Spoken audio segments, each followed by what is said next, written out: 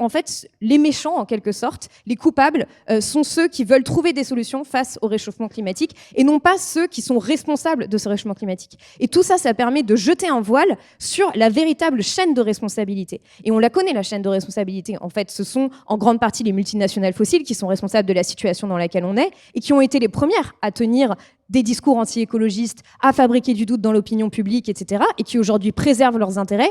Je rappelle que, par exemple, les multinationales du pétrole et du gaz ont financé la campagne de Donald Trump à hauteur de 75 millions de dollars. Et on se demande après pourquoi Donald Trump explique que le réchauffement climatique, ça fera plus de propriétés en bord de mer.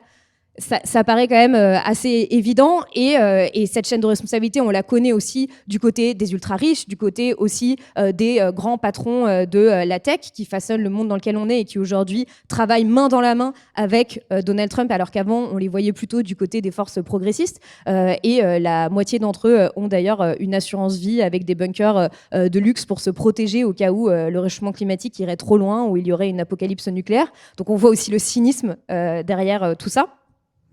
Et ensuite, on a évidemment donc, cette question de la caricature et de la pathologie. Donc, on le voit dans le discours de Donald Trump, qui se moque en permanence des écolos, mais en fait, on entend ça aussi beaucoup dans les médias privés, notamment les médias de Bolloré, avec, par exemple, des termes qui, en fait, devraient tous nous faire sursauter, type écoterrorisme, type Khmer vert.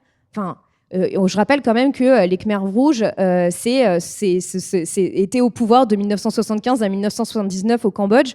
C'était un régime autoritaire, dictatorial, génocidaire, qui a fait 1,7 million de morts. Et on compare les Khmers rouges aux Khmers verts aujourd'hui. Enfin, c'est absolument délirant. Et donc, ça crée en fait un terrain pour une criminalisation des militants écologistes. Donc, c'est finalement, ce ne sont plus les criminels climatiques, donc les multinationales fossiles, les gouvernements qui sont dans l'inaction, qui sont les responsables du problème. En fait, ce sont les écologistes qui font de la désobéissance civile.